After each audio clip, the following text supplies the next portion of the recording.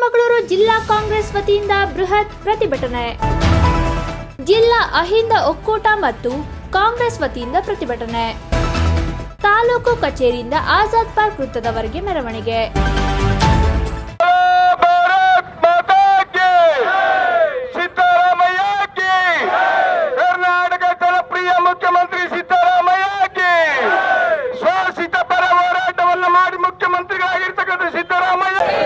ಅಹಿಂದ ವರ್ಗಕ್ಕೆ ಬಲೋ ಭಾರತ್ ಮಾತಾ ಕಿ, ಬಲೋ ಭಾರತ್ ಮಾತಾ ಕಿ.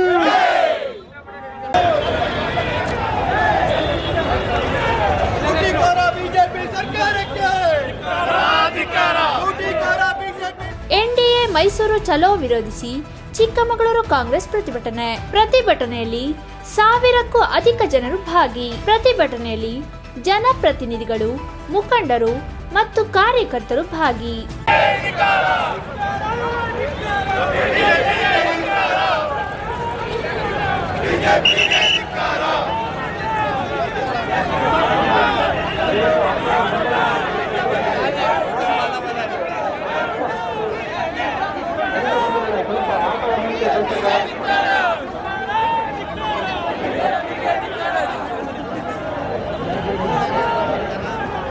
ಸ್ವಲ್ಪ ದಯವಿಟ್ಟು ಜಾಗ ಮಾಡಿಕೊಡಿ. ಧಿಕ್ಕಾರ ಧಿಕ್ಕಾರ ಧಿಕ್ಕಾರ ಧಿಕ್ಕಾರ ಧಿಕ್ಕಾರ ಧಿಕ್ಕಾರ.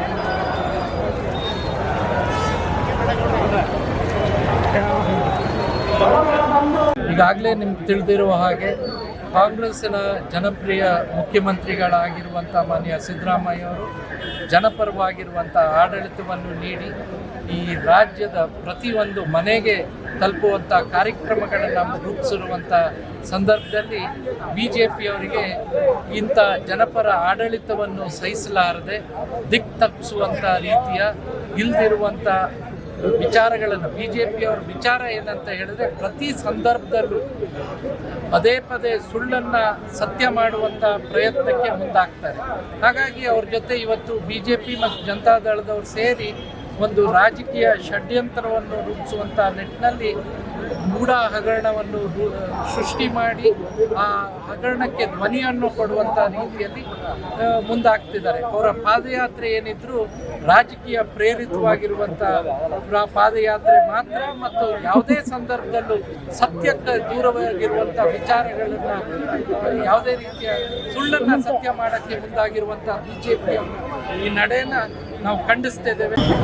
ಏನು ಶೋಷಿತರ ಪರವಾಗಿ ಧ್ವನಿ ಎತ್ತಿ ಹೋರಾಟವನ್ನು ಮಾಡಿ ಸುಮಾರು 45 ವರ್ಷ ಸುದೀರ್ಘವಾಗಿ ಯಾವುದೇ ಒಂದು ಕಪ್ಪು ಇಲ್ಲದೆ ರಾಜಕಾರಣವನ್ನು ಮಾಡಿಕೊಂಡು ಬರ್ತಿರ್ತಕ್ಕಂಥ 2ನೇ ಬಾರಿ ಮುಖ್ಯಮಂತ್ರಿಗಳಾಗಿರ್ತಕ್ಕಂಥ ಸಿದ್ದರಾಮಯ್ಯನವರ ಏನು 5 ಗ್ಯಾರಂಟಿಗಳು ಜೊತೆಯಲ್ಲಿ 7ನೇ ವೇತನವನ್ನು ಸರ್ಕಾರಿ ಅಧಿಕಾರಿಗಳಿಗೆ ಮಾಡಿರೋದ್ರಿಂದ ಸಹಿಸಕ್ಕಾಗ್ತದೆ BJP ಮತ್ತು JDS ಅವರ ರಾಜಕೀಯ ದುರ್ಬಲವಾಗ್ತಿರೋದನ್ನು ಸಹಿಸಕ್ಕಾಗದೇ ಇರತಕ್ಕಂಥ ವಿಚಾರವಾಗಿ ಇವತ್ತು ಏನು ಬೆಂಗಳೂರಿಂದ ಮೈಸೂರಿನವರಿಗೆ ಮೂಢಾಗರಣವನ್ನು ಇಟ್ಕೊಂಡು ಪಾದಯಾತ್ರೆ ಮಾಡ್ತಾರೆ.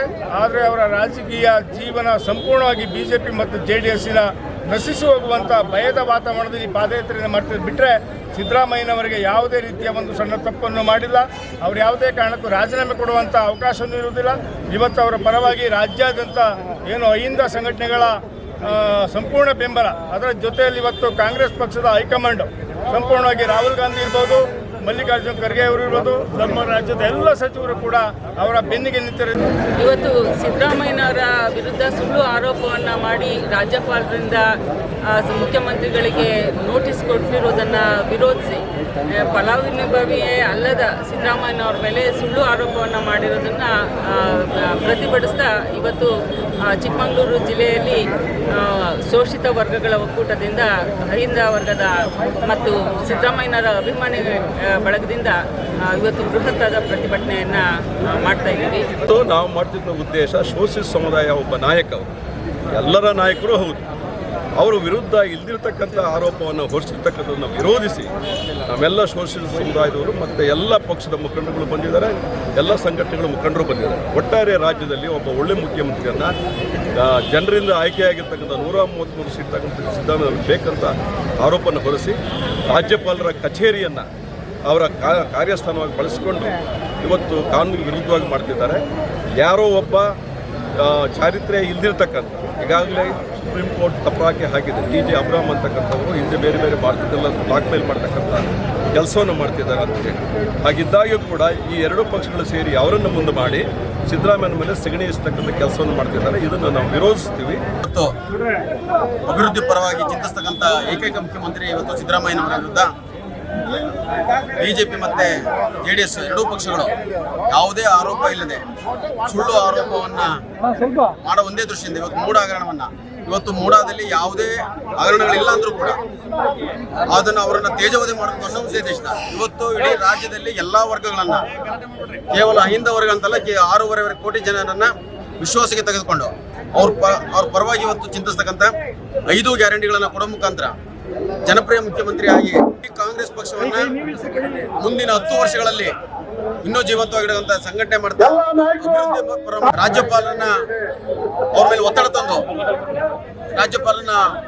ಅವ್ರ ಮುಖಾಂತರ ಇವತ್ತು ನೋಟಿಸ್ ಕೊಡೋ ಮುಖಾಂತರ ಹತ್ತುಗಣಿಸಿದೆ. ಅದನ್ನ ಇಡೀ ರಾಜ್ಯದ ಹಿಂದೂ ಸಮುದಾಯ ಅದನ್ನ ವಿರೋಧ ಮಾಡುತ್ತೆ ಮತ್ತೆ ಸಿದ್ದರಾಮಯ್ಯನವರ ಪರವಾಗಿದೆ ಅಂತ ಹೇಳಿ ನಾನು ತಿಳಿಸಿ ಬಯಸ್ತೇನೆ.